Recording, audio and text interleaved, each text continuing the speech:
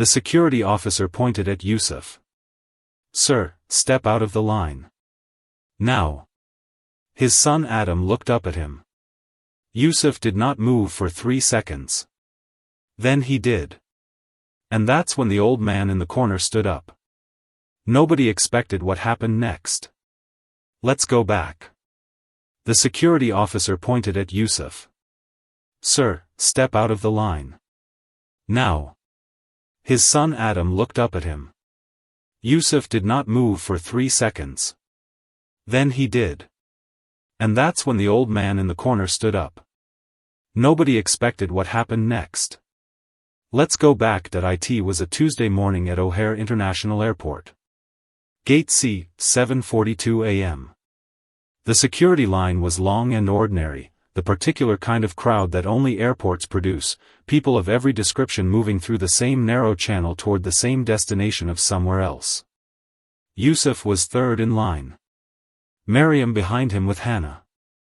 Adam beside his father, wearing his backpack on both shoulders the way 8-year-olds do when they are trying to be responsible. They had done this 11 times on this route. They knew the terminal. They knew the gate. They did not know what was about to happen. Yusuf had come to America 17 years ago with an engineering degree, $200, and the specific kind of hope that only survives the crossing if it is made of something harder than optimism. He had built a life here, not easily, not without cost, but completely. He paid taxes. He coached Adam's soccer team on Saturday mornings. He served on the neighborhood association board. He had become, over 17 years, exactly what he had set out to become, a man whose children would never have to explain to anyone why they belonged here. That last part had been the hardest. Not the taxes, not the board meetings, not the 17-hour days in the early years. The hardest part had been the moments, and there had been several, when belonging had to be defended rather than simply lived. He recognized those moments now. He recognized the one coming toward him from 30 feet away, wearing a uniform and a particular expression. The officer was in his late 30s, broad-shouldered, moving with the confidence of someone who makes decisions in this space every day. He looked at the line. He looked at Yusuf. He looked at Maryam's hijab. And then he raised one hand and pointed. "Sir. Step out of the line." Yusuf stopped. "Is there a problem?" "Additional screening. Please step to the side." Around them, the line continued moving. People looked, the way people look in airports, briefly, carefully, and then away. Maryam took Hannah's hand. Adam looked at his father. In the 3 seconds that Yusuf did not move, he was calculating something, not whether to comply, because he would comply, but how to do it in a way that kept his children's eyes from learning something he didn't want them to learn yet. Then he stepped out of the line. The officer directed them to a secondary area, a cordoned space near the far wall, visible to the entire terminal. What followed was 23 minutes. Yusuf's bags were opened and searched. His laptop was removed and examined. His shoes were taken. Maryam was directed to a separate area for additional screening. Hannah stood with Adam near the wall, her small white hijab very visible in the fluorescent airport light, watching her parents with the expression of a 12-year-old who is old enough to understand what is happening and young enough to not yet know how to absorb it. Adam, 8 years old, did not fully understand. He knew his father had been made to stop. He knew his mother had been taken somewhere else. He stood beside his sister and held the straps of his backpack and did not say anything, which was the least Adam-like thing he had ever done. The officer conducted the screening with professional efficiency. He did not explain. He did not apologize. He did the job the way the job was being done. In the row of seats nearest the secondary screening area, a man had been sitting for 20 minutes before any of this began. He was in his mid-70s. White-haired, thick-framed glasses, a face that had spent considerable time outdoors in difficult conditions. He wore a jacket, not new, not clean, the kind of jacket that has been worn to mean something for so long that it has become the thing itself. On the left breast, a small pin. Vietnam veteran. He had been drinking coffee from a paper cup and reading nothing, the particular stillness of a man who has learned how to wait. He had watched the family be pulled from the line. He had watched the 23 minutes of screening. He had watched Hannah's face. He had watched Adam hold his backpack straps and say nothing. And then he set down his coffee. And he stood up. Here is what you need to understand about the man who stood up. He was not an activist. He had not attended a rally or signed a petition or posted anything online in his life. He was a retired mechanic from Rockford, Illinois, who had served 2 tours in Vietnam and come home to a country that was not entirely sure what to do with him. He had spent 50 years being mostly quiet about most things. He was quiet now.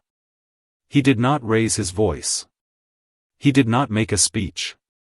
He simply picked up his coffee cup, walked across the terminal, and stopped beside the secondary screening area. And then he said, to the officer conducting the screening, 5 words that nobody in that terminal was ready for. "I'd like to wait here." The officer looked at him. "Sir, this is a restricted area." "I know," the man said. "I'd like to wait here anyway." He did not explain further. He simply stood, the way soldiers stand when they have decided something, with the particular stillness of a person who has made a decision and is no longer negotiating with it. The officer looked at him for a moment. Looked at the jacket. At the pin. Then he returned to the screening. The veteran stood. He did not interfere. He did not instruct. He was simply present, a witness, deliberate and unhurried, making the invisible visible by the fact of his standing there. Hannah saw him first. She looked at him, this old white-haired man standing quietly beside them, and did not know what to make of him. Adam, who had been staring at the floor, looked up and saw the veteran. And the veteran looked at Adam. And gave him a single, small nod. The kind of nod that says, "I see you. You are not alone. Everything is going to be all right." Something shifted in the screening area. It was not dramatic. There was no confrontation, no raised voice, no moment that would make the evening news. It was subtler than that, the way a room changes temperature when someone enters it who carries a different kind of authority than the authority of a uniform.